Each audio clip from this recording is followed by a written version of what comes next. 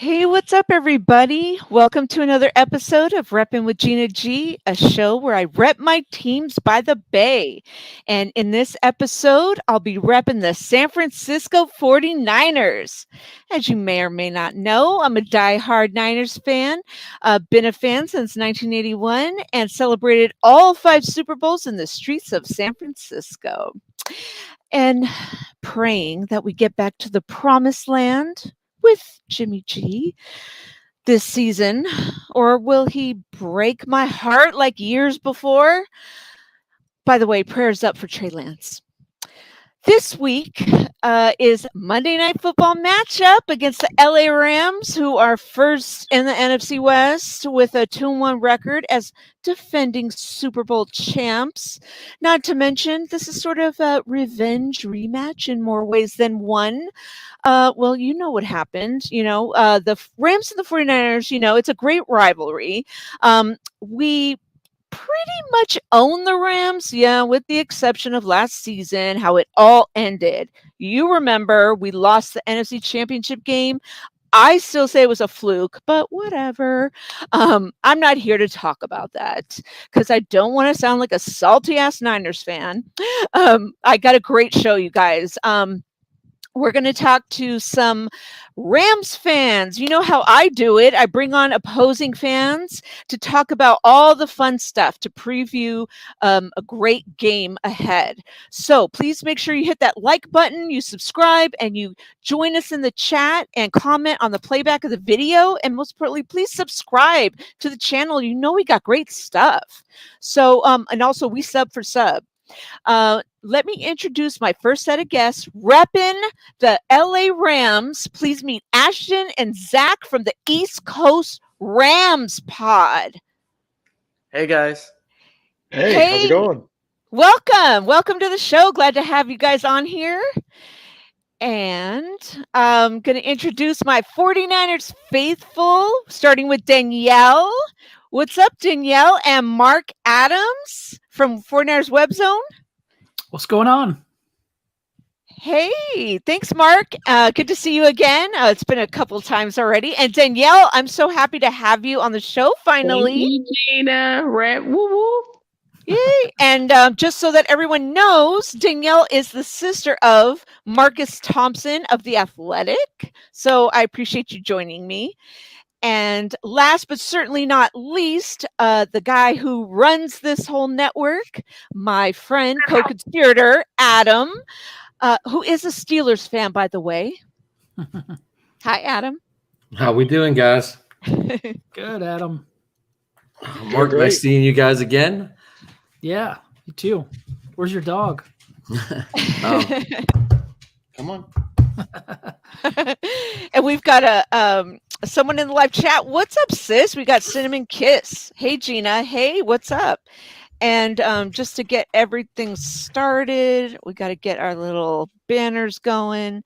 And I want to thank you guys for joining me. I know that this was so last minute, but you guys are troopers. Thank you so much. And how excited are you for Monday Night Football? I mean, for us, 2 prime times back to back. Although the Sunday game was super shitty, and seeing Jimmy G for us was in usual form, I guess you should say.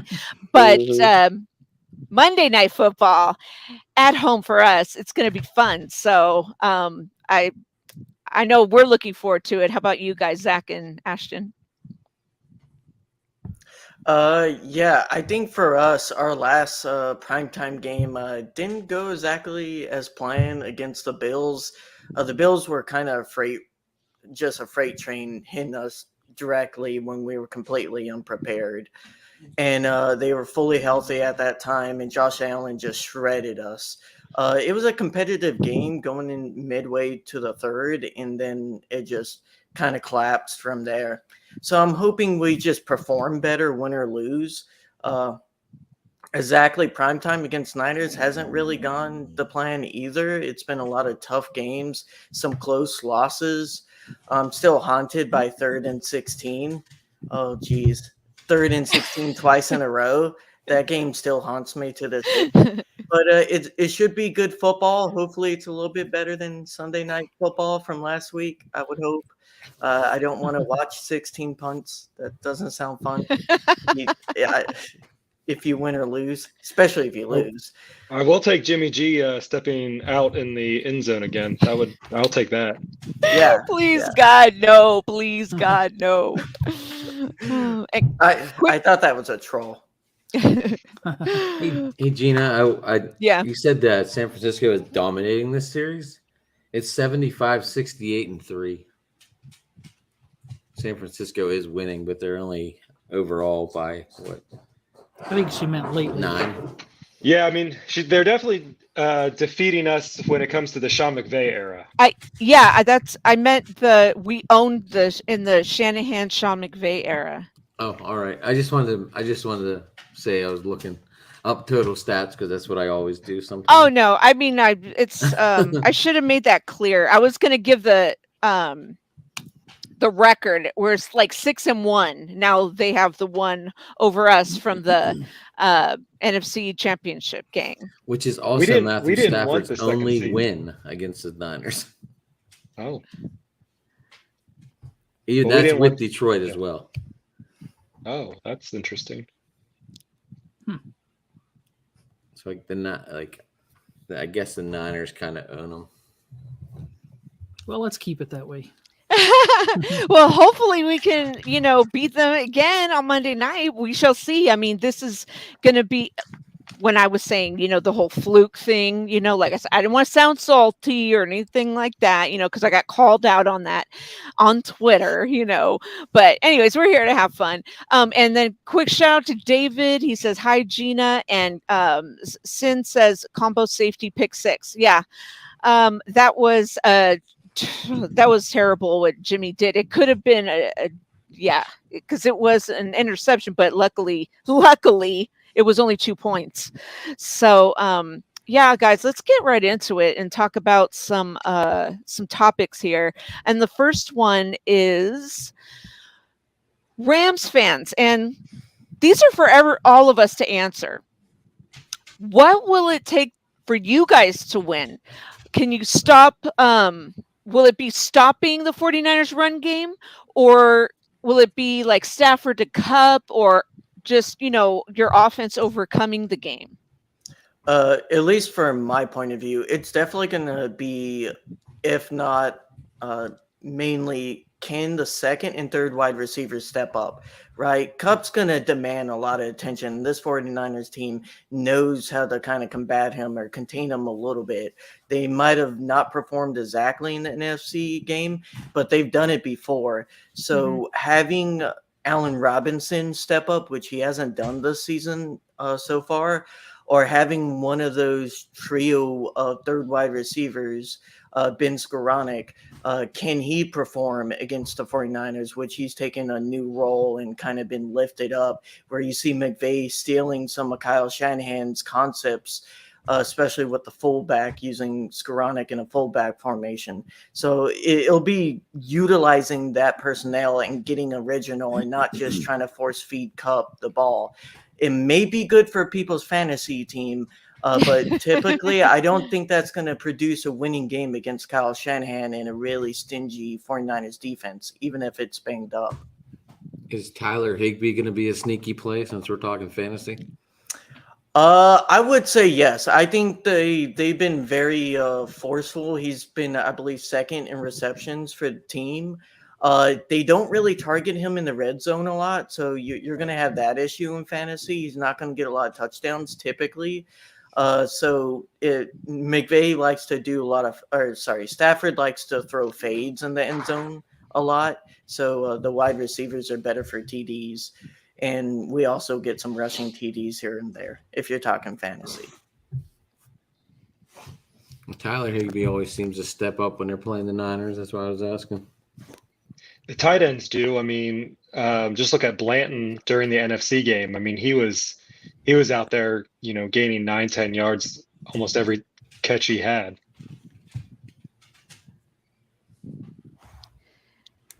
And Danielle, Marc, what do you guys think it's going to take for the Rams? Is it to stop our Can I run ask the game? Rams fans a question? Yeah, absolutely. So, do you guys, you see who our quarterback is? Oh, Lord Jesus. Do you guys feel like because Jimmy G is back that kind of gives you guys the upper hand? Not necessarily. Jimmy G has a good record against the Rams. Typically, some of his best games as a 49er has been against the Rams. He somehow turns into Tom Brady when he plays us, and then I watch him playing other teams, and he's like going out the end zone for a safety. I'm like, he never does that when he plays us. So You have a point there. he plays really good against us. I mean, I don't think he know. plays well to our defense. I mean, our defense Yeah. is a bend not break defense, and so Jimmy G, if he gets off on the the short yards, the 4-5, which the Rams tend to give up, and it's rare that they give up a big play, but it does happen. So I think it's that bend not break defense that we have that gives the 49ers that edge into making him seem like he's a better quarterback than he is during other games. I will say we do have issues with our O-line, and I think that's going to be a very big factor with having our left guard come out and starting someone who I have little to no faith in. Yeah, Bobby Evans. Bobby Evans, I'm going to be honest, he's garbage. I think if you guys overload his side, you'll be able to go through him, and you'll be in the backfield a lot going against him.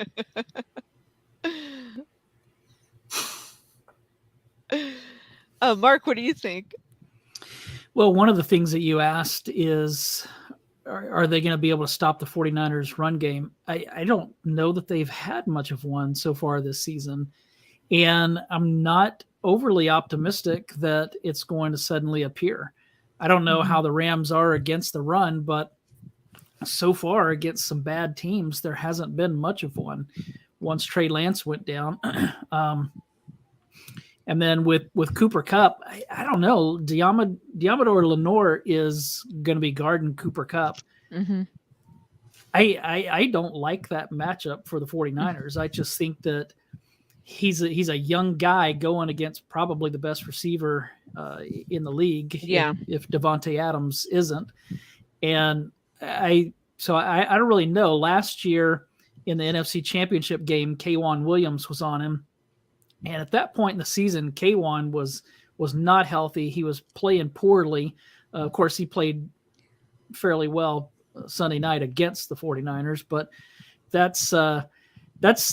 I'm a little concerned about that. The secondary for the 49ers is really good, so I'm not overly concerned about the rest of the Rams receivers, but Cooper Kupp scares me a lot.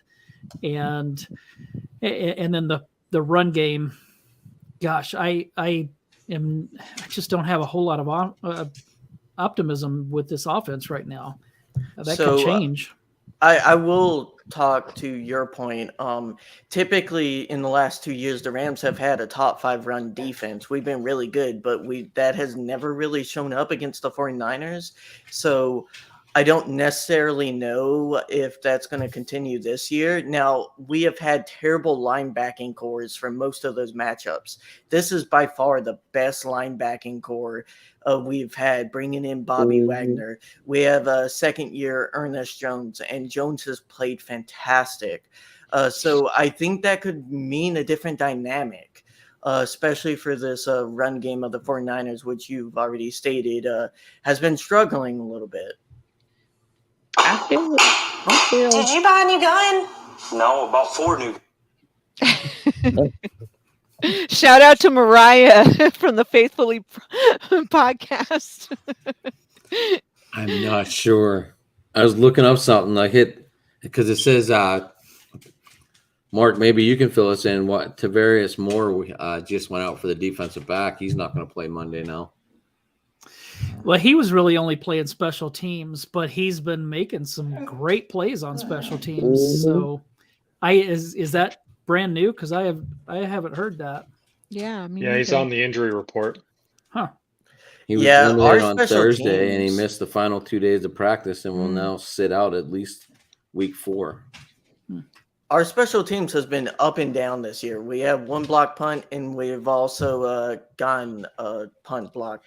So that's somewhere I think you guys could take advantage of. If you play good special teams, you can definitely win in that phase. We've been a little bit rocky so far this year. Yeah. I agree with Mark with that run game too. So many injuries, and I just like knock on wood at this point with what we have left. Wilson has some good runs, and I just want to like contain Mason in a like pun intended in a mason jar, because I don't want anything bad to happen to him. Like, who do we have left? So for you guys, is this an issue with your running backs, or is this more your O line not causing It's our big O enough line. gaps? It's our O line. That's number one complaint. You know what? This leads me to this question. Why don't we just jump into this question then? What is it about Shanahan regime and injuries? I wish I could figure that out. I will point out the Rams have been on the forefront of data analytics when it comes to injuries, and the reporter who covers us for The Athletic did a good job of documenting how, like, if you follow data analytics, and the Rams have been in the bottom 5 of the league when it comes to injuries. Some of that is luck, but a lot of that is knowing how to track your players and their injuries and maximize the recovery time. So I think that's something a lot of these teams have to start getting on board with more and more, instead of doing the more historical approach when it comes to injuries. Yeah, maybe Kyle Shanahan needs to hire somebody from that Ram staff, because that's been a problem. But yeah, That's not going to happen. Trent Williams is out, obviously, but yeah, they have a young interior offensive line, and then Elijah Mitchell is out. He was the top running back from last year. Jeff Wilson Jr. is good in spots, but I just don't know if he can carry the load week in, week out. And he's going to have to. I mean, we're down to nil. Yeah, and now they've re-signed Tevin Coleman, which he wasn't good in 2019 when we saw him last. So, and he got injured at the end of the divisional run. Didn't he get injured with the Jets too? I don't know. Once he left San Francisco, I didn't pay attention. So you think you guys could really go off of one back? Does it have to be kind of rotational system for you guys to run it? Well, they keep getting hurt. That's the problem. We deal with this. Jeff Wilson Jr. is the third running back. I mean, they've already gone through Mitchell and Ty Davis Price. Now it's Wilson, and who knows? Yeah. Is Shazier and Williams going to end up on the IR? Who? Shazier and Williams. If they Al Shazier. Oh, Aziz Al-Shire. Yeah, he's going to be out for a while. Well, what about Armstead and Kinlaw? Are they going to go? I think they practiced today. Kinlaw practiced. They both did very limited walkthrough this morning. Yeah. Kinlaw's going to play though. Okay, I didn't see that yet. That's why I was asking. I think Kinlaw's playing. Yeah, I heard Kinlaw was going to play. Hey, Throwback. Shout out to 49ers Throwback. What's up, Throwback? I think with Kyle, I think Kyle Shanahan is just literally trying to find, like, I don't know what it is, but I feel like he's starting to step out of daddy's shadow. And like, I'm not saying he's not a good coach. He's an excellent coach, but I think he's trying to find his way Like and his try own to identity. do it his way. And I think it's going to be bumps in the road, but I feel like Kyle's a good coach. He's just not open and he's quiet and he doesn't really voice. If you really see him, he doesn't talk really. He doesn't say nothing, but I feel like his decision making, if he can work on it, I believe It's we can take the questionable. win. Yeah. It's If he very can work questionable. on it, I feel like maybe this can be our hallelujah game on Monday night. Like, we finally made it to the promised land. Thank you. Yeah, I definitely get a lot of Andy Reid type vibes from him, which isn't a bad comparison in the sense of he's a very winning coach and he has spurts where he's just fantastic when it comes to play calling and making good decisions. But in critical moments, I feel like he almost doubts himself or he doubts his game plan. And like, if something goes wrong, you have to be able to adapt. And at times, Shanahan, much like McVay, doesn't adjust his game plan. He just goes with the same thing when it's not working. And it's like driving your head into a brick wall and you're watching this guy do it. And you're like, can you stop? It's halftime. You're losing by 14. Can we do something else? Can we adjust? And I feel like McVay slowly growed out of that. And, you know, Shanahan, I know he has that monkey on his back from the Atlanta game and choking that lead. And he has to find a way in those big moments to kind of seize it and have his team execute. Yeah. Mark, maybe you could help fill me in real quick. Why is Garoppolo saying he has rhythm and arm fatigue already? Well, that's kind of been a point of contention with the fans and even with the media this week, is that after week 1, after week 2, when Trey Lance went down and Jimmy came in, after that game, he said it was like riding a bike. It just felt right. And then after this horrible game Sunday night, he said, well, I didn't have any off season where I didn't have any training camp. I didn't have preseason. My arm's kind of hurting. So it's like he made excuses this week. And I think that's what, you know, if he would have come out, because like after the Bears game in week 1, Trey Lance said, I wasn't good. I need to be better. And that's part of what we want as fans is we want to hear Jimmy Garoppolo say the same thing, but we never hear that. And really, what's strange is when Lance got hurt, Kyle Shanahan took a beating because he didn't come out and say, I screwed this up. He came out and said, hey, guys get hurt. You know, what do you want me to do? He never takes responsibility, and that's why. But Sunday night or was it Monday morning? I don't recall. But after this game Sunday night, he actually he took responsibility for mistakes that Jimmy made, which it probably was a little on both of them. But that's the issue. Is I'm sure he does have a arm fatigue or whatever, because he hasn't practiced. And Jimmy, I just watched an interview earlier today from yesterday. Jimmy finally took responsibility. He said, I got to do better. I got to do better. I got to do better. NFL QB, you're making millions of dollars and you have to be prepared to start at any time. You're telling me that you weren't working out your arm in preparation? Because even before the season, he thought he was getting traded, right? You're going to have to use that arm in another team. Right. Like But does this have anything to do with the shoulder surgery that he had to have? Yeah. I think why he wasn't practicing. I think with most injuries, physically, I see this in a lot of athletes. Physically, they get over it. Mentally, they don't. So I believe after that injury, he's scared and he has to find a way to not be scared. Like I tell people, we can't stand Jimmy G, but I give him his respect because he put us back on the map. That's the one thing I give him respect for. Before Jimmy G got there, we were not the topic of conversation, but we were.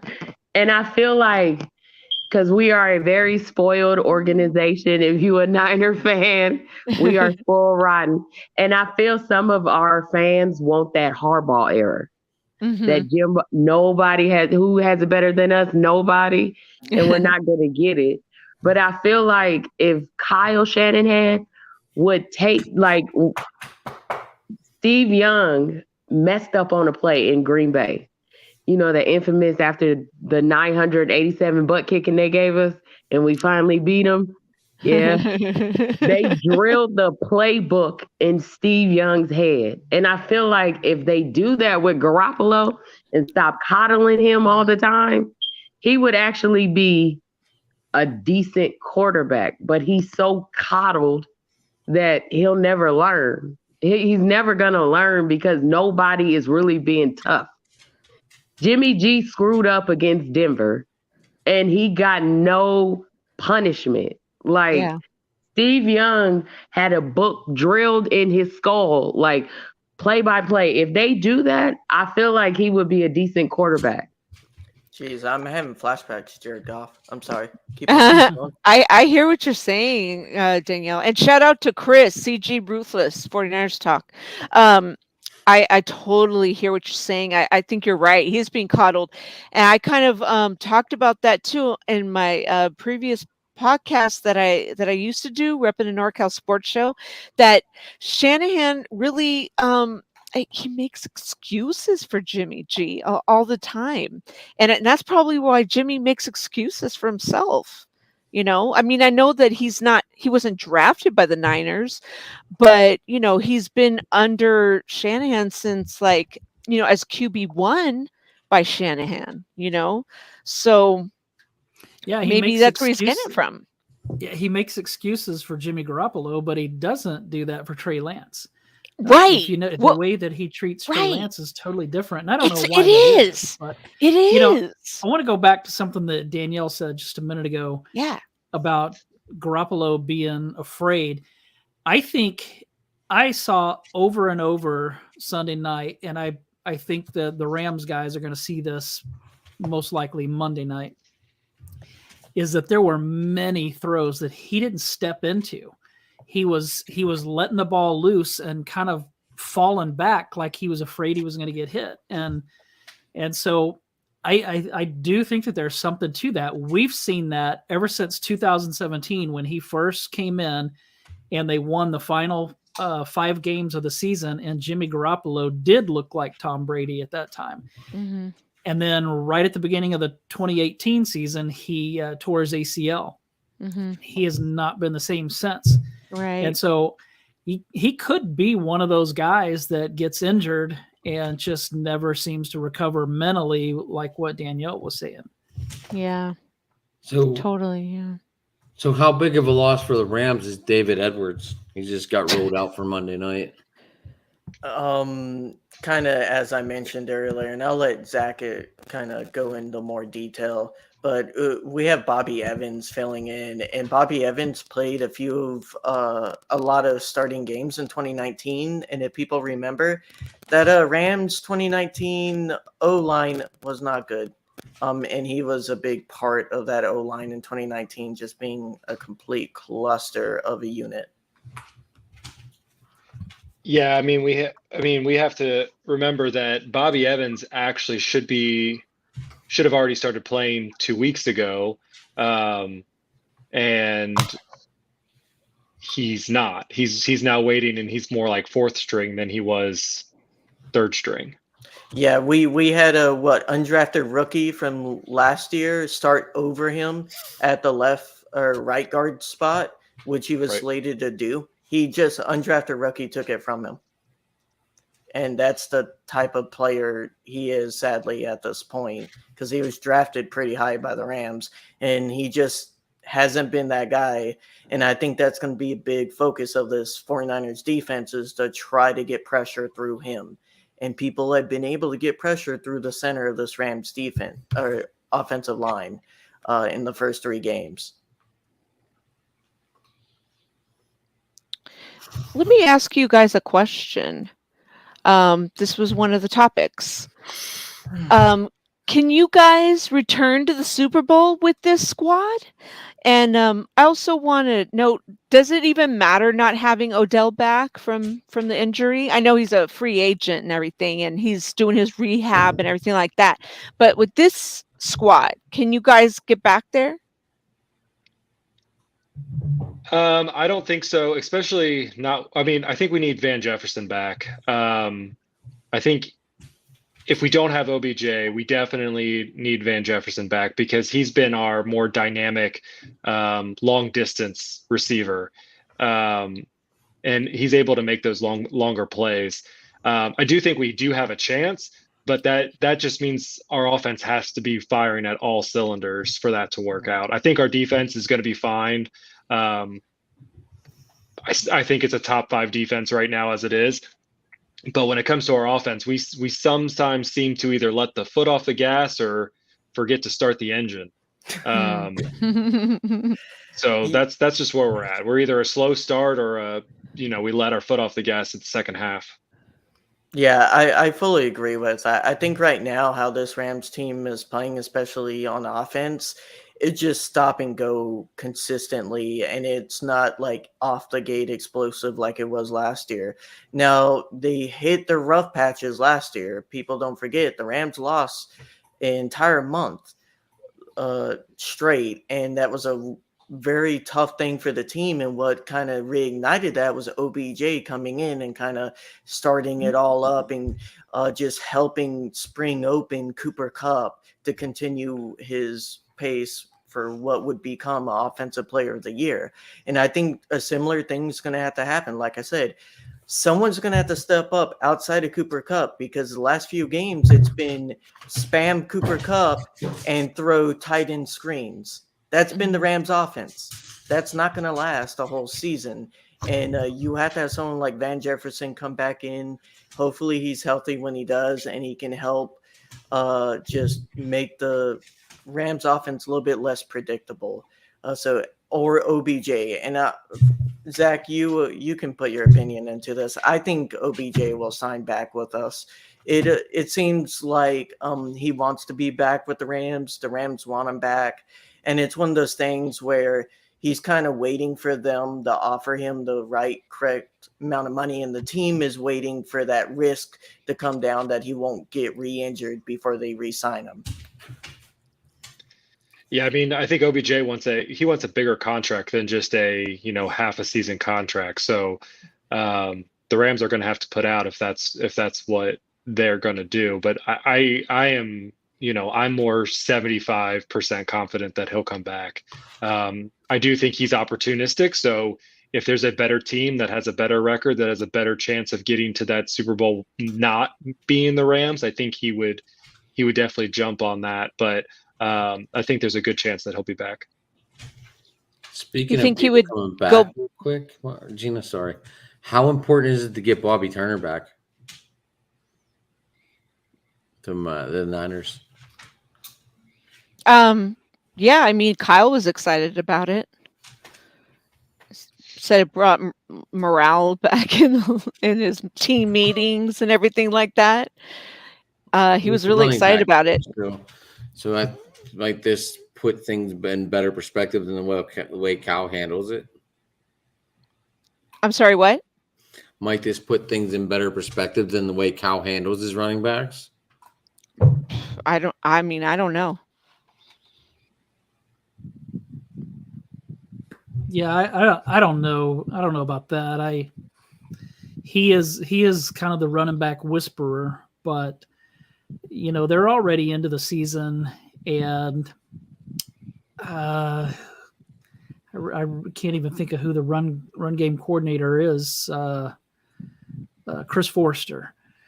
So I don't really know how all that's going to work, or what Bobby Turner's doing. Maybe maybe I don't know if he's going to be more of a mentor or if he's going to actually be in there coaching. I mean, he's recovering from a hip replacement or something like that. Something, yeah. Yeah, so I don't know what he's going to be able to do physically. How's Debo been doing in the running game? Because I know that was a big thing that he did last year. He's our best running back. Yeah, but Like, it's sad. Sunday night, the Broncos were all over it. I mean, he couldn't get that's the thing. Really anything. So, yeah, Well, I it don't was know. one of our worst games, but yeah, I mean, think like the previous 2 games before that. I mean, it's like it's sad, but he's, he needed that contract for a reason. Yeah, it doesn't hurt my feelings not seeing him back there, though. I don't want him running the ball very often. No. I don't want him to get hurt. And neither do I. Like when he wouldn't go down, like when he, when he was standing up, and then when I saw him on the ground, I was like, please God, Jesus, no, please God, Jesus, no. Because, and then we were all like talking with each other, and we we're like, well, it's his fault, because why can't he just go down instead of being like trampled down? It's like we're blaming Debo, like, well, then get down, why are you trying to take this like a bull, Well, it's be damned if you do, be damned if you don't, because if he doesn't, he's making a business decision and he's selfish, right? So if he just flops over. You can learn from George Kittle. George Kittle plays the same way, and he's always hurt. So right, that's true too. I had one of those questions on a previous show. I was like, "Is George Kittle injury prone?" I mean, like everyone in our fan base, well, I should say majority calls him injury prone. I don't. I'm just like, well, it's football, But that's neither here nor there. Let's see, what other questions do we have? Oh, I like Jalen. Hold on, real quick. To my Rams people, you think Jalen Ramsey said the right things about player safety instead of worrying about what uniforms look like? Of course. I guess that could be for everyone. Well, yeah, that's the only thing he said that I was talking to some 49er fans and stuff, and everyone was saying that's the only thing I ever agreed with, with that what he said, because, why should you get fined over socks? You should care more about players' safety. I mean, the whole thing with Tua is it's ridiculous. It honestly is. The fact that he was in that game, it's nuts to me. And they're focusing on what color socks you're wearing. I don't know. I feel like the NFL makes so much money that sometimes when you make that much money, you just worry about stupid stuff. And like you need to worry about the people in your company, your personnel, like their health and safety. Because if they're healthy, they're happy. And a happy player will make more money for you. At least that's how I think. So Ramsey makes some good points on that. It's kind of sad to see what happened with Tua and his readjustment to getting hit again. Yeah, I mean, it wasn't like he was wearing completely off-colored socks that went against the Rams branding. It was yellow tights, not even socks. So, yeah. I mean, I agree. I think, they should really, really worry about player safety over, as long as they're not going egregious over the uniforms. That's one thing. I mean, our kicker got fined because he shortened his pants because of how it fit on him and his kicking performance. I mean, come on, let's get real. Did they find that doctor got fined for the way he wore his pants? Mm-hmm. He got fined like $20,000, I think.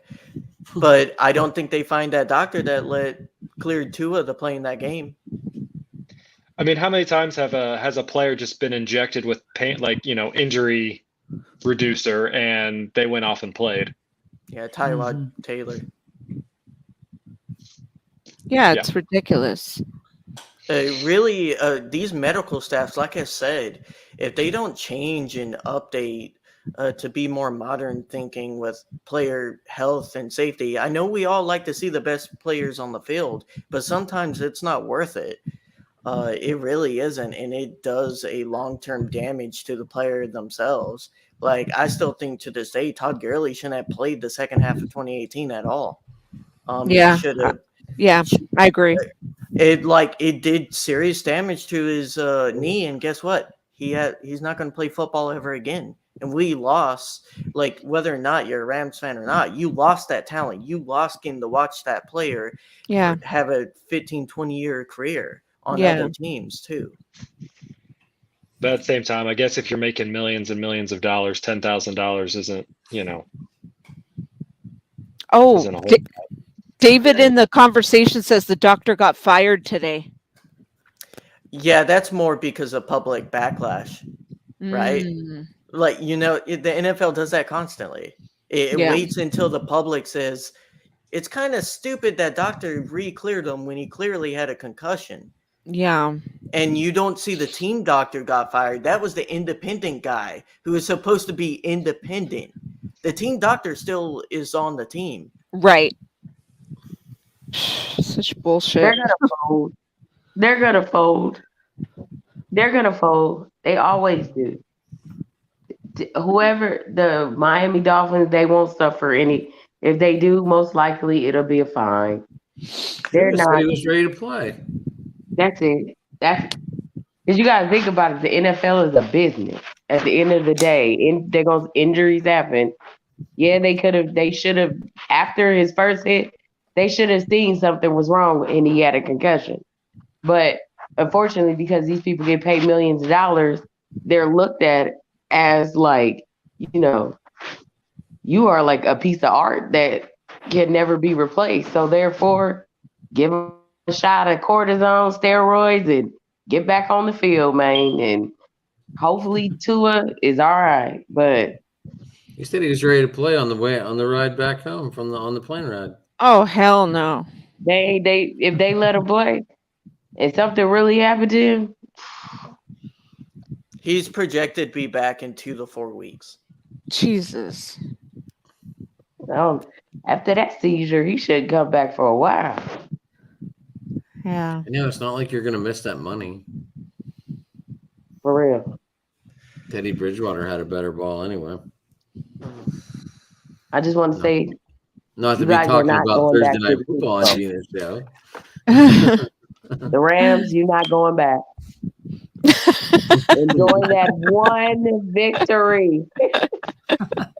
It made it a little bit sweeter being you guys to play. That was like pure Jesus love. I just want you to know that. You guys caught us at a crappy time in our lives.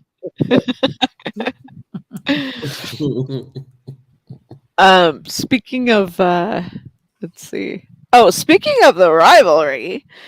So for all those people that don't even know shit about our rivalry, and this is something that I think is cool about our division. What makes it so unique or interesting? And probably a lot of people, because there's like the Cowboys and the Eagles, and everybody has their little rivalries. And we used to hate the Cowboys, and we still have the Seahawks. But now that Russ is gone, couldn't give two shits less about them. I still think that our rivalry is pretty cool, and not just because of the whole McVay thing, but because we still have the whole Aaron Rodgers thing. It's not even so much Green Bay; it's just Aaron Rodgers, But I like this one, and they have the whole like SoFi Stadium is called Levi South, and then we go down there thinking we're gonna win in your stadium, our other home, and then you guys defeated us. But what do you think like makes this so interesting and a unique rivalry? Yeah, from my perspective, it's kind of the history of it. It is a dynamic rivalry when it comes to games. The games have ended like completely differently in various ways. So it's interesting by the fact that when you watch the game, you kind of don't know what to expect. You could say like a Steelers-Browns match kind of always happens to be like a defensive struggle, and it's like a nightmare to watch. Where Rams 49ers, it's kind of like a mystery box that you get to unopen on that day. And it's very fun to watch. It's been a little bit less fun for us more recently, just because McVay and Shanahan, they know each other so well, and Shanahan's been able to take advantage of that to great effect. So it'll be interesting to see if that starts to change more and more in coming few weeks. Yeah, I agree. I mean, it's that grudge match. It's, it doesn't matter if the team is, at the end of the season is, 5 and 11, 5 and 10, whatever.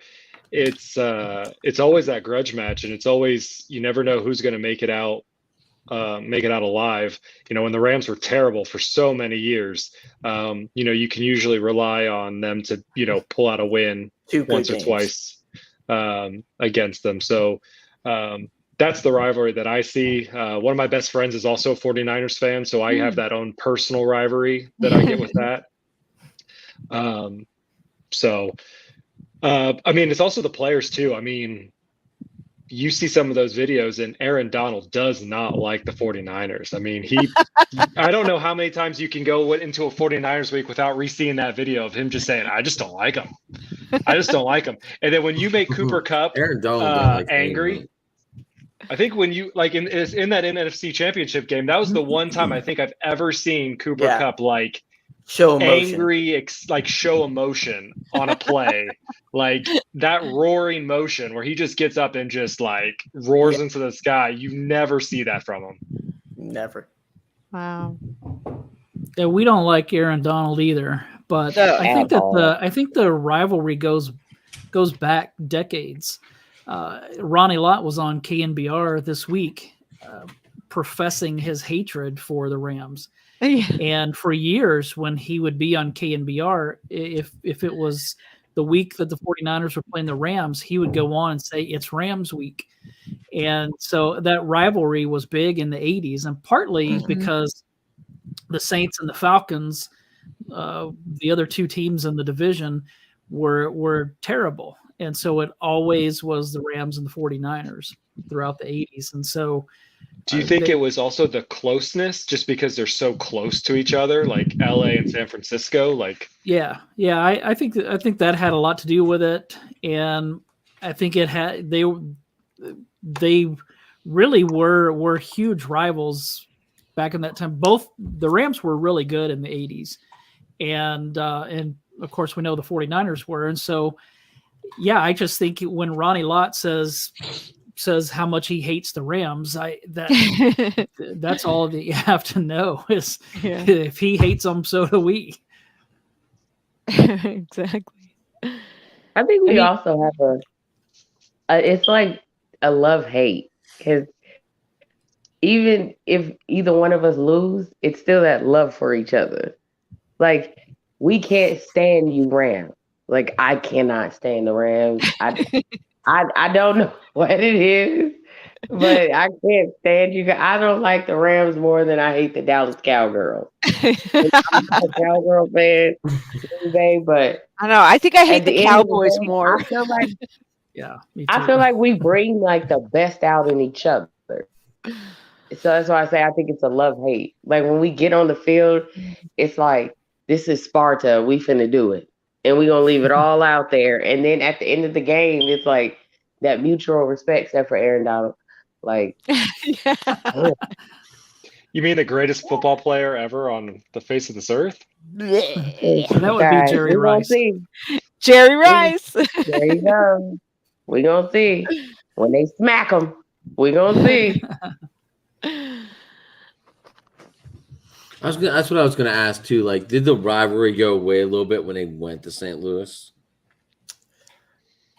I don't think Well, they so. stayed in the same division, and there was a time that when the 49ers went down in the late in 99, actually, and that was the Rams' first Super Bowl, right? The Kurt Warner and Marshall Faulk and That was 99, Torrey right? Holt, and The so turf show. yeah, Yep. so that was kind of when it swayed definitely in their favor for a little bit, and then probably stayed in their favor till Jim Harbaugh came along. But even then, like they were saying, even when Harbaugh was here and the Rams were terrible and the 49ers were good, the Rams would still every now and then, seem like every year, they would win a game that we didn't think they were supposed to win. So that's kind of, I think, here in recent years, maybe what we're hoping to do is take some from them that we shouldn't win. Yeah, definitely. One of those things is you don't know when you have a bad offense when you're expecting 17 points as a good game. That's a good offensive game under Jeff Fisher. So some of those teams gave you guys hell for some reason. They decided to play really good those 2 games and then showed up no other Sunday. Yeah, and from our perspective, those Jeff Fisher teams were always dirty too. we always thought that his teams were so dirty. I don't remember him being dirty in Tennessee, but with the Rams, he definitely seemed. But he was for sure an underperformer. 7-9 is a meme in the Rams community for Jeff Fisher. We hated to see him go. We were happy to see him go. McVay was an uncertainty too. People, I know most of the NFL thought he was going to fail. The community was 50-50 split. Most of the community was like, he's not Jeff Fisher, and that's good enough. Once you get enough of 7-9, you're just wanting to get rid of that mediocrity. And a lot of teams go through that too, just accepting mediocrity consistently. And I just, to the life of me, don't see why some of these teams accept that for so long. Like after 3 years of being mediocre, you have to change something or you're going to continue to get the same results. Yeah. Speaking of mediocrity, I'll let the Pittsburgh people. They love mediocrity now. when we and 49ers fan base talk about mediocrity, it's always associated with Jimmy G. And I sent out a tweet and I had to check myself as well, because I know I was one of these people like thinking, hey, when Jimmy G was quarterback a couple seasons ago, and I was like, let's put in Nick Mullins, but I was saying, okay, the people calling in, let's bring in Brock Purdy, are probably the same people that said, let's bring in Nick Mullins. Now, I'm not one of those people that's saying bring in Brock Purdy, but I was excited about Nick Mullins. So, with all the Jimmy G struggles last week, do you put in Brock Purdy? I say no, but and the reason why I say no is because I don't think you can, like, unless Jimmy gets injured. Like, Shanahan's not going to do it. Like, he's just not going to do it, in my opinion. I don't think he's going to. I think he's just going to let it ride. What do you guys think? I definitely feel like one of the issues that a lot of fans don't understand is a big part of offense is having tempo, of being on sync with your teammates. And a lot of NFL plays have to work on timing. And when you just swap out QBs, that's very bad for tempo. And as much as I would like to just see a third string QB thrown in and like mess your guys' tempo up, that's playing with fire, at least from my outside perspective. I hear you on that. It looked like Teddy Bridgewater came in on Thursday night though with the same up tempo as Tua. Well, having a veteran QB He's backup, come in, yeah, he's started on NFL teams. Brock Purdy has not. He's a rookie. Oh no, I was just saying for up tempo, like we just saw like No, it's completely different though. He only played in preseason. And he was already, I believe he was practicing with the first team too, because Tua was injured not injured, in concussion protocol for the first half of that week. So he got time in with the first team. So unless if you guys are putting Brock Purdy in with I the hope first they team, don't put him in there. Randy. I pray. I'm I mean, It just that afraid doesn't make was lame. sense. I pray Just doesn't that make Kyle sense. used the God-given sense that he gave him. But if we talk about the 49ers, man, there is no telling. I'm just going to hope and pray that I Jimmy mean, tried if you, everything he got in his power not to get injured. But I just don't think, like, yes, Trey Lance wasn't ready. But I felt like Trey had this unique sensibility about him.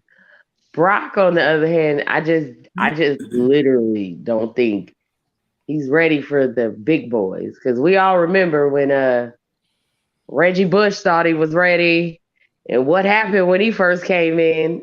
Smacked my boy out the water. But I just hope and pray they don't put him in there. But I got a feeling that eventually we gonna see him, Gina. I got a gut feeling that he gonna I mean, end up in there for if they some do put him reason. in, that puts a target more on the, the head coach, the GM, and the front office, because You're right. you just paid Jimmy G all this money. He's the Yep. highest paid backup quarterback, and you pull him to put your third string in. I mean, that's just almost GM suicide, it seems. Yep. Not to mention you Exactly. ruin his trade value after this too. Uh-huh. They Yep. couldn't trade him as a starter. Well, they Right. tried. I mean, that's what the rumors They are. were is that- asking for first and second round picks though. So Mhm. like So you don't think he would have gone to the Commanders if he didn't have surgery? I mean, that was We'll the never rumor, know. right? Right. I mean, that was the big rumors. He was going to go to the Commanders until he had to have surgery. he's better than Carson Wentz. But Well, that's he's not a high free bar. agent. He's a free agent, so they're not going to be looking to trade him. But I don't think that Kyle's going to pull the plug on Jimmy. No, I But don't think so either. I do think that at some point Jimmy's going to get hurt and Brock Purdy is going to play. Just because, and I base that. I hope he doesn't get hurt, but I base that off of the fact that every year, Previous. except for 2019, he always misses time. And so, but I'm not one saying put in Brock Purdy, and I also wasn't in 2010 when the Candlestick crowd was chanting "We want Carr." Speaking of David, not Derek, when Alex Smith was having a bad game. I'm not one of those, but could he have been any Derek worse Carr, than oh my Jimmy God. was Sunday night? I love Jimmy Garoppolo. Even before the Subway commercials, I liked the guy. But he was terrible, horrible on Sunday night. Even when he wasn't stepping out of the end zone, he's fairly accurate, but he was missing badly on Sunday the whole night. game was bad. Yeah. One good drive. You have one job and you have one good drive. He had two good passes. One was the touchdown pass, and the other one was it was an out pattern. I don't even remember who it was to, but he threw two pretty balls Sunday night, but everything else was bad. I will just say there's a reason why McVay went out and got Stafford. It's because he got tired of being forced to call the perfect game. With Goff, he had to call the perfect game. If he did, they would win. If everything was going on schedule and working as it needed to, the Rams would win most of their games with Goff. But he could never win a game for you when you were down or when things were going wrong, which in football tends to happen. And Stafford, for all his faults, and he's definitely a gunslinger, but he had one of the best QBRs in the fourth quarter, and that helped the Rams win a lot of critical games, including the national or the NFC championship. Yeah. So having a QB that can win you games and make it where as a play caller you don't have to be perfect does a world for your team. It really does, and I think that's where you guys are kind of stuck with Jimmy G. He not only can't win you games, he can lose you games, and we were there with Goff. And that's why he drafted Trey Lance. Fourth quarter football. Go ahead, Mark. Sorry. That's why he drafted Trey Lance, and I'm baffled by the people that are saying, "Well, so much for Trey Lance." Yeah, I don't understand why you're giving up on him after what he's now played 14 quarters in his NFL career. So way too early to give up on the kid. Yeah, they're calling him a bust. It's like, dude got injured. Like, yeah, Josh Allen broke his ankle. Josh Allen had a rough first 3 years. And look at him. Like, I'm not saying he's going to be Josh Allen. Right. But people need to give these QBs some time. Like, NFL isn't easy. If it was, then everyone would succeed instantly. Everyone would do it. Exactly. Yeah. I mean, Aaron Rodgers sat behind Favre for 3 years. So. But this is the fan base that wanted to run Steve Young out of town because he wasn't Joe. Right. So I just think that having Montana really spoiled the fan base, and then following him with a Hall of Famer, which hasn't been done before. Now it's going to be done when Aaron Rodgers gets in the Hall of Fame. That'll be the second time that one Hall of Fame quarterback has succeeded another one. But yeah, I think this fan base is really spoiled. And then you look at Jeff Garcia, who was a 4-time Pro Bowler. Yeah. And we all hated him, Jeff Garcia was a good quarterback. Yeah, he was really good, but he wasn't Joe or Steve, and that's why the fan base was pretty rough on him, even though he did a really good job. And Alex Smith had his moments, and Colin Kaepernick had his moments, and Jimmy Garoppolo's had his, but none of those guys were what we wanted. But really, when do you have two Hall of Famers back to back? It just doesn't. How do you guys? I have a quick question, real quick. How do you guys really know you want Trey Lance, or do you just want something different? I think, I remember the pressure that Steve Young put on defenses with his legs. I remember Jeff Garcia doing that. I remember Colin Kaepernick doing it. And so for me, that's part of that dynamic athlete. And really when I think the shift for most of us started was in 2020 when the Bills came to Candlestick and Josh Allen just picked them apart with his arm and with his legs. And I think that's when Kyle Shanahan started thinking, I think that there's something better out there than what we currently have. You said Candlestick. I thought that was cute. Oh, yeah, I guess that would have been Levi's. Wow. You meant to say Levi's. You said Candlestick. Sorry. Yeah. Wow. I was just like, Candlestick. It's because we all miss Candlestick. I know. I'm sorry. Go ahead. Go ahead. It's not the same, is it? But it's hard to find a good QB in the NFL. People need to understand that. They don't grow on trees. Ask the Browns. The Brown fan base would kill for Jimmy G. As a Steelers fan, I'm sure he knows, the fan base in the Browns just wants an average QB, let alone, getting an elite one. It's difficult. Let little hands stir the ball, damn it. Yeah. It's really hard to get elite QB. Yeah. I hope this is the end of Mitch Trubisky after this week, especially if we lose. Well, and you've got a young athletic quarterback that's kind of unproven, like Trey Lance, behind Trubisky. That's so it's who kind I was of the talking same, about. Little it's kind of the same thing, that you're looking at upside. The knock on Trey Lance is that he lacks accuracy, but hopefully he can improve in that. I mean, Steve Young definitely improved at it. Jeff Garcia improved at it.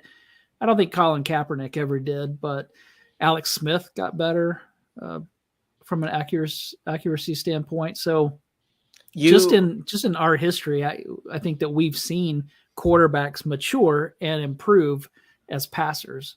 You have to accept when a quarterback starts, most of the time you're going to have a rough season or two to start out with. That's not every QB's Tom Brady and comes out and just lights the world on fire. That's very rare. He's the exception, not the rule. And you just have to accept you're going to have a rough season as he learns how to read NFL coverages. NFL coverages versus college coverages, they develop a lot quicker. College coverage is a lot easier to read for quarterbacks versus NFL ones. NFL defensive coordinators get paid millions of dollars for a reason, and all the personnel is a lot faster.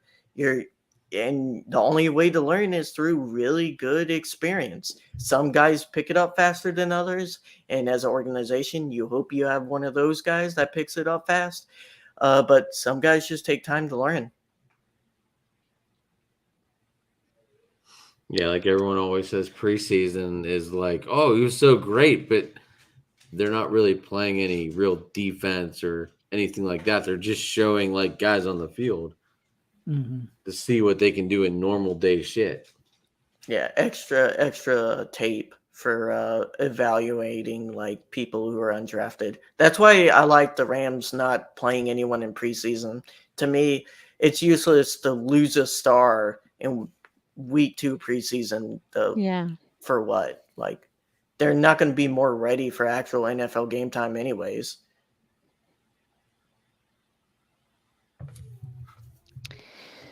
True that. Go ahead, Gene. I know you're dying to ask something. No, I was just thinking we're over the hour mark, and I had another question, but I want to take it off the list. So.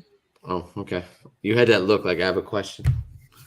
Do you have a question, Adam? I don't. I'm out. I asked a lot of questions tonight, more than I normally do. I know. You guys, I have something for the audience. I have a giveaway tonight. And if you guys want to know what it is, it's for the 49er fans, of course, because I'm repping the Niners. Hello. A friend of mine has offered to help me give away a t-shirt. I see the Rams fans getting in there. And guess what? If you guys want this t-shirt, I'm going to be doing a little raffle thing. And when I do the drawing, it will be on my next show. I'll do it live. And the lucky winner will get this fun t-shirt. Ooh, Debo. You see this, guys? Who wants that shirt? Who wants that shirt? Anyway, so if you guys want that shirt, you got to enter. All right. You have to be subscribed. You have to click like, and you have to be following my account, my show account, and Driving to the Top Productions. So everywhere you see this, watch. Let me show you. Here we go. You see all this? All the ats? You got to be following. And if you're not on IG, that's okay. If you're not on Twitch, that's okay. But just make sure you're following all the accounts on Twitter, because I know you're on Twitter. All right. So anyway, that's that. All right, you guys. I want my Rams fans to tell everybody where they can find you and plug your shows, because you guys get the final real quick. Oh yes, let's do game predictions. I'll let Zach go first. Yeah, so I do think this will be a Rams victory. So I said, I honestly, I can't even remember what I said on our own show, but I'm going to go 21-17.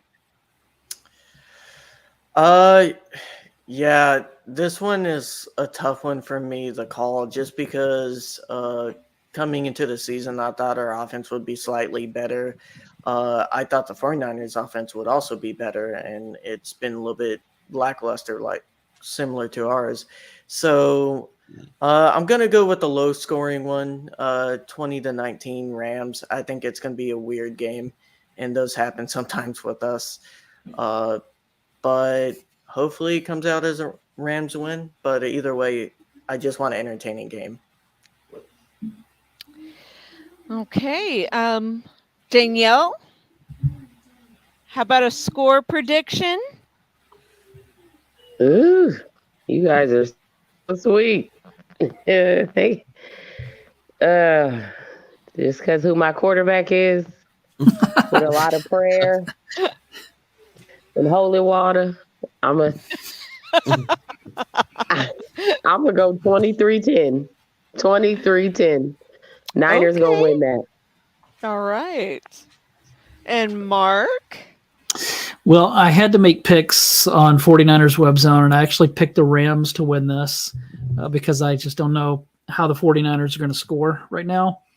But just to be different, I'm going to say they tie. Oh, go for number 4 in the whole series. Yeah, They have 6-6. 3 ties right now. I don't know. That wouldn't surprise me. That wouldn't surprise me. Both offenses are underperforming, and both defenses are really good. So 6-6. Adam? I'm thinking the Niners pull this out in overtime. I'm thinking this game's going to overtime as well. I don't really have a score. I haven't really thought of it, but I did think overtime. We have Amanda in the comments saying 17-9 Niners. And just a little reminder for everybody, this is at home at Levi's, prime time.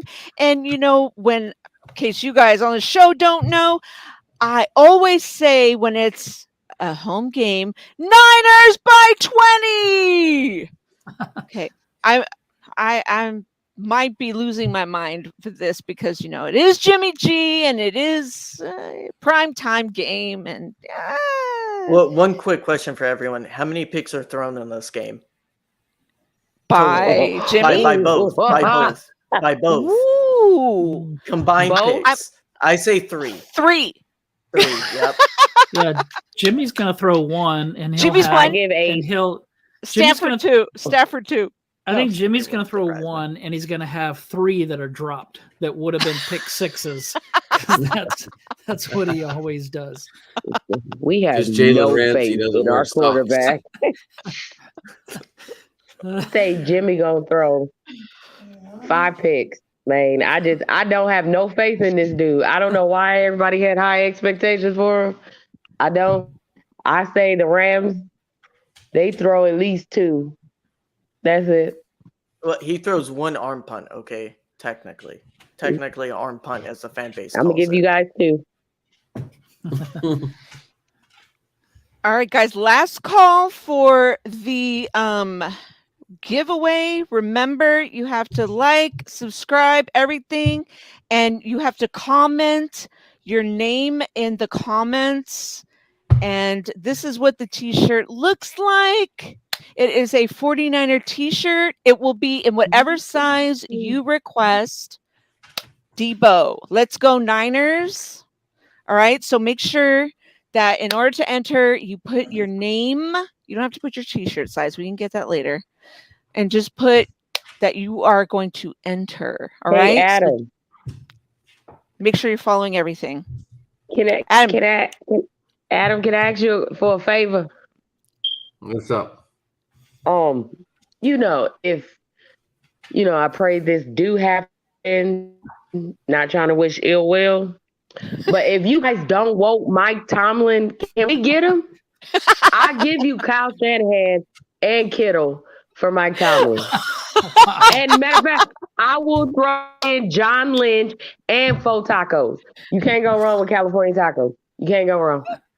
So you're giving me John Lynch, Kyle Shanahan, and who else? And 4 tacos. Kittle and Faux Tacos. Hey, So you we're guys gonna are send fire with Debo with Kittle. Send And I get Debo with to Kittle. see a coach that likes and has fire for the playoffs. I'm throwing in John You're giving Lynch up as a someone that freebie. likes to play in the playoffs for a coach that Yes. won But 3 I just games in feel the like last Mike decade in the Tomlin playoffs. is a So better you want the fit for regular the season wins 49ers. back? You can have them. You said if we give can up have who? him. He sucks in the playoffs. He's horrible. He's horrible. We have 3 wins in 11 years. You are aware that Jimmy Garoppolo has more playoff wins as a Niner than Tomlin has in the last decade. First of all, we're not going to talk about my uncle like that. Second of all, Mike Tomlin would be a perfect coach for Jimmy Garoppolo because he set his ass straight. So let us borrow him at least for like until tomorrow so he can talk to Garoppolo and we'll give him back. And we'll give you tacos. I'm in. I am in. I'm not. All right. I mean, he's I'm my trying, coach, so I Gina. have to like him. I'm trying to get Jimmy Garoppolo some help. I can throw as many facts as I want, and I will gladly make that trade. I am. Look. Hey. We'll give you Jeff Fisher for Kittle. We don't need nobody from the Rams. You guys. I have nothing against Mike Tomlin, but that playoff record has turned Cooper this Kupp. city into. I'm okay with. Okay, how about okay 6 tacos? 6 tacos. I'll eat the 6 tacos. Shit. Yeah. We just need to borrow him. I'm not. For a couple I'm just hours. stating facts, honey. I don't know. I don't know. Apparently, everyone hates facts, but that's okay. We have 3 wins in a freaking decade. Yeah, Stafford got more Jimmy playoff Garoppolo wins has last year. 4 wins in the last 4 years, 3 years as a Niner. I in like the playoffs. Stafford. I'm a Trojans fan for life. So Pete Carroll, that's my guy. Yes. I have nothing against Tomlin except for the playoff record and the schematics. I'm trying, Gina. I'm trying to help us. Maybe he could talk to Jimmy. Who, me?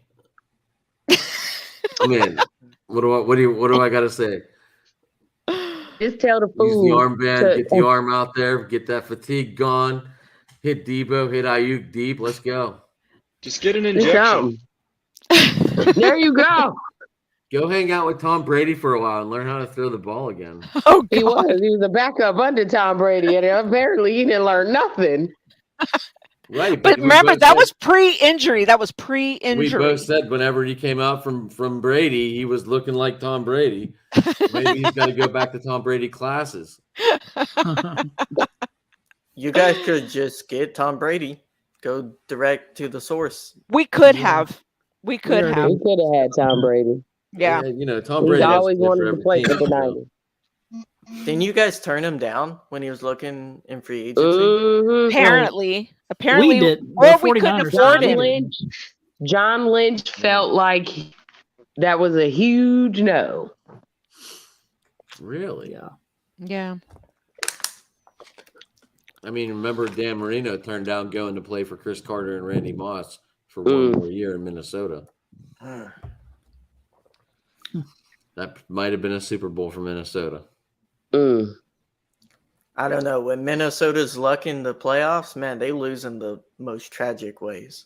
No, I would like Dan Marino was thinking about going to Minnesota the year Randy Moss and Chris Carter were still there. I don't think that would work.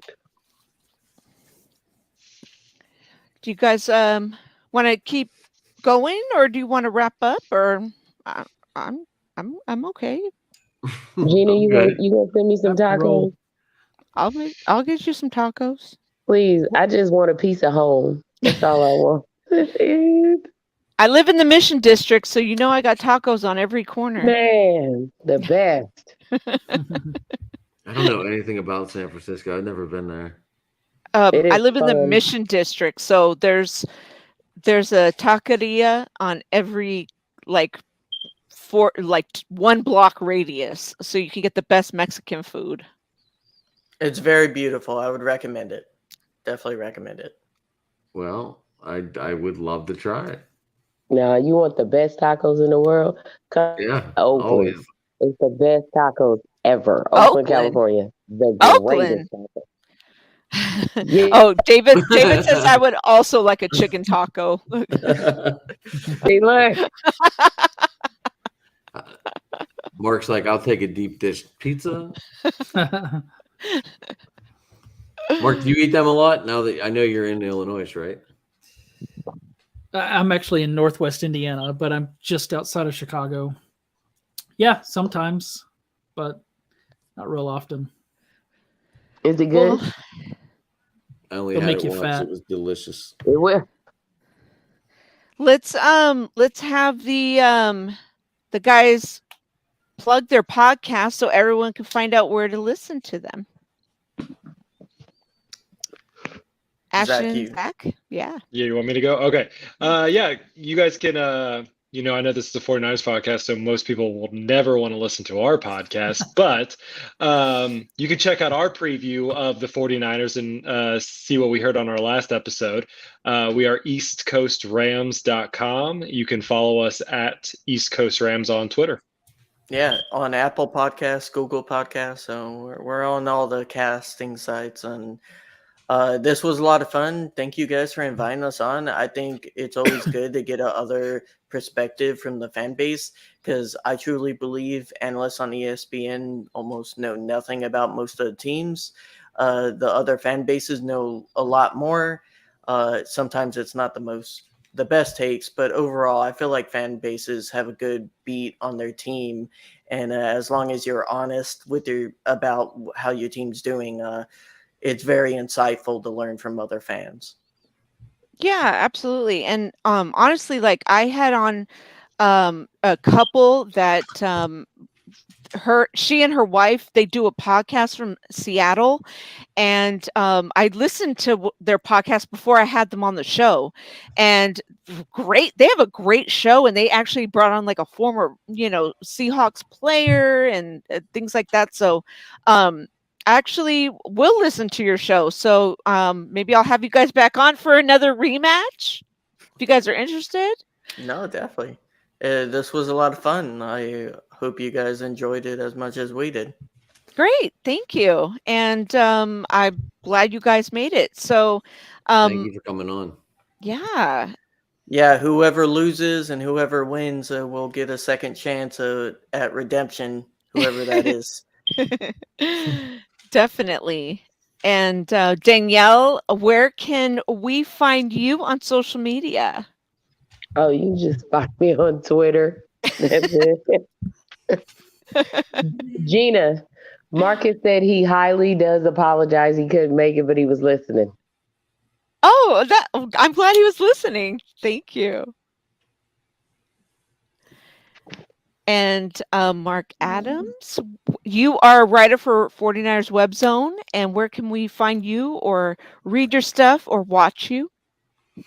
Yeah, you can find me on Twitter at 49ers Camelot, or go to 49erswebzone.com and search on the staff page and scroll down till you find my my sweet smile, and you can click on my articles and see me there. Great. Awesome. You guys, I had a blast, and I'm so excited for Monday Night Football. It's gonna be Is fun. anyone going? Sadly, I'm not, Oh. but I know. Well, I can only get to so many games now. I'm trying to go to the Kansas City game because my brother, he's a season ticket holder, and he's out of town, so he sold his tickets this weekend. But he's taking my mom to the Kansas City game. Our friend is taking my other brother and to the Kansas City game. So now I want to crash the tailgate and get standing room only tickets and take my son. So I'm going to find a way to the Kansas City game. But I would love to go to the Monday night game. Maybe I'll, see if anyone has like tickets to give away or something. I don't know. Now, Danielle, are you going? I am all the way in Arkansas. I'm not going. Just asking. No. She's from the Bay, but she lives in Arkansas now. Oh, all right. Razorbacks. Yeah, they suck. I don't know nothing about them. They always have. Felix Jones was their best player. And that was a long time ago. That was it. Actually, I think is it out here still? All right. Well, if there's any lasting words or anyone has any announcements to make, I'll show the t-shirt one last time in case, because I know we have a small audience tonight, but I'm going to send this link out and I'm going to tag everybody so you guys can share the link and say, hey, watch this and blah blah blah, because I had a blast, you guys. This was so fun. Here's the t-shirt, you guys. Anyway, it's the Cowgirls jersey, Danielle. Here's the t-shirt for the giveaway. Down here too is the Dallas Cowgirls. That is their team. I said if I was ever going to get a Cowboys jersey, it was going to be my favorite team. One of my favorite running backs coming out of college. So Felix Jones was it. I had a debate actually. His old school cat, and he was like, "Do you know that Troy Aikman was a top 10 quarterback?" I was like, "I'm sorry, you believe that." You believe that? He was not. He was not. He was like, he's the greatest quarterback of all times, and I was like, but it's their year. Listen, if Neil O'Donnell didn't like throwing to Larry Brown in that Super Bowl, the Steelers might have won that one. It's their year. It's their year every year. Okay, so man, right? God. Yeah, you don't have to tell me about that. One of the reasons why I don't even like watching ESPN and First Take anymore is all they do is talk about, if it's not LeBron, it's the Cowgirls. If it's not the Cowgirls, it's LeBron. It's like, fuck. I can't take it. Know. I can't take it. I mean, okay, LeBron is a great player. But just like any other team, like talk about the Oklahoma City Thunder for all I care. Just stop talking about LeBron. LeBron is the king of the NBA, so he gonna forever be. And even when he retires, what's LeBron doing in retirement? I don't fucking care. They like Tom Brady too. Okay, can't leave him out. You're right. They do talk about Tom Brady. You're absolutely right. They do. I know. They just told me that him and the missus is going through it. I smooth slid up in his DM like, hey. That 30 at 30 you did with Darren Woodson, that was a good one though. About what was that? The fumble or what? The tuck. Oh yes, that was a really good 30 at 30. That was a good one. Yeah, Darren Woodson was the one that hit him and should have caught that fumble. That I watched that. That was actually a good one. Yeah. I think it's funnier that they're teammates in Michigan. Anyway.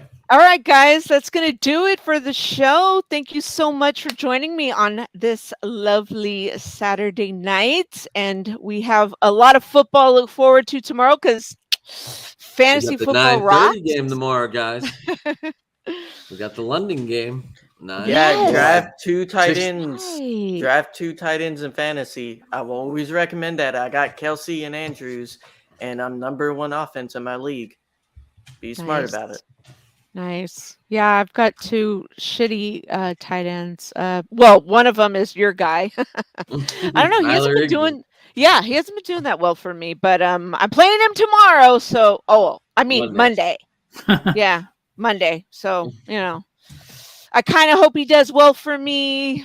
I kind of hope we win. This is what I get for drafting somebody that's a divisional rival. But whatever. I also have Stafford as my quarterback in another league. But that's talk for another time. Saying you're secretly a Rams fan right now? No. No. This is the mistakes I made when I draft divisional rivals in fantasy. All right, guys. Thank you so much for being on the show. I appreciate you. Hopefully we could do this again. So Appreciate you all. Thank you, Danielle, Marc, Zach, Ashton, and Adam. Thanks for having us. Thanks, guys, for stopping by, everyone. And again, here's the giveaway shirt. Ah! Okay. And as I go out, here is my Exit.